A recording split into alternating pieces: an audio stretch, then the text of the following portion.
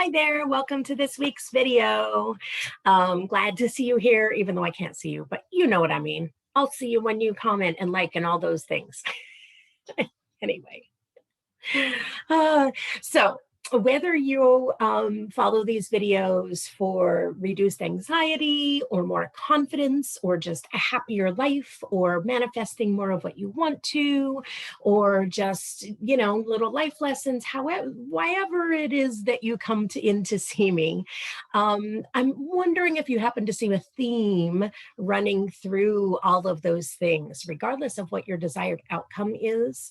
What I have learned over and over and over again is it's all about control, right? So those of us that are control freaks, this is lovely news that idea of being a control freak can actually help us. Although it's shifting it a bit. It's shifting it from the way that we normally use it. But the idea of being able to gain back control in the areas of our lives where we don't feel like we have the control, reminding us that you do, in fact, have full control over your life. So, that being said, today's lesson is no different. Today is another lesson in recognizing when you have control and then taking control of it, actively taking control of it. So, I'm going to use this week's video in a little bit different way than we normally do. I'm just going to ask you to play along with me and do the exercise along with me. So I'm going to give you a few seconds to bring to mind something that you feel you absolutely have to do. What is that thing that in your life you find yourself telling other people, but I just have to do this? I have to stay in this relationship where I'm not happy. I have to, make this commitment to this other person. I have to stay in this job that is draining me. I have to eat a certain way. I have to make these commitments and follow through. I have to. Just for a moment, bring up one of your have tos and really feel it. Right? So I invite you, because it is a little bit more powerful if you do this, say it out loud with me. I have to fill in that blank for yourself.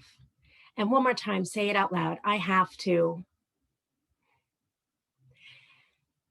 And notice where in your body do you feel that have to.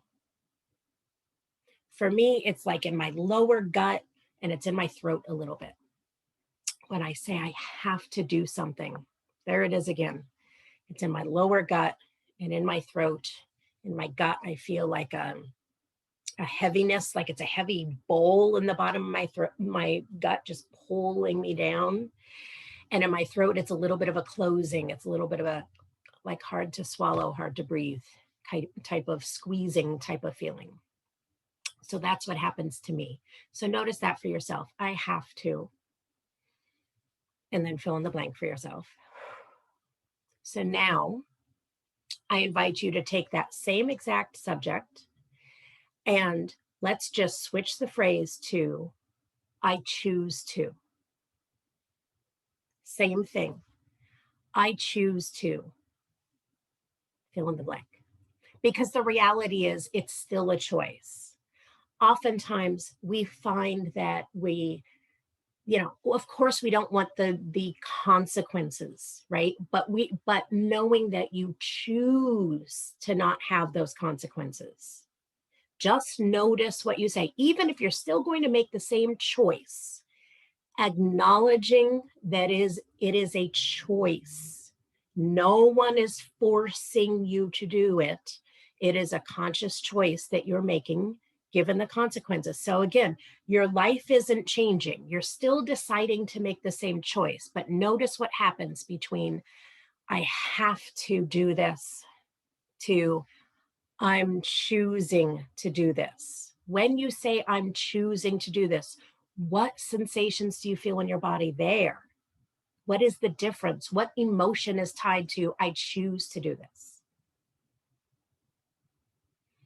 Take note of that for yourself and just notice the difference in energy. Notice the difference in emotion. Notice the difference in moving forward in that choice, the mood that's attached to this function that you're talking about.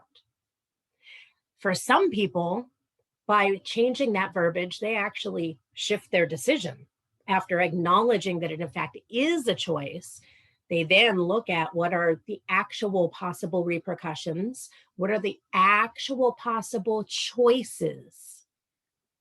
And sometimes they change their mind. Sometimes they make a different choice. But for some people, the thing that we're talking about can't be changed. Notice, I just did it, right? We are choosing to stay away from the consequences of if you change it, right? But also notice that so many things in life we will say, I have to, I have to, I have to. And we say that about other things and still choose against it. I have to, not have another piece of cake and still do. I shouldn't have that next drink. I can't have another drink. I have to stick away from, but then you have the next drink anyway. So notice there's always, always, always choice. You're always balancing out the repercussions, but allow yourself to grab the power that belongs to you by making the more accurate words to describe it, because words have power, words have meaning, and they matter. Words matter. Let me know what you think. Let me know if you took the exercise and what you felt from it. And remember, ask me all the questions. That's what I'm here for. And I look forward to seeing you next week. Bye-bye.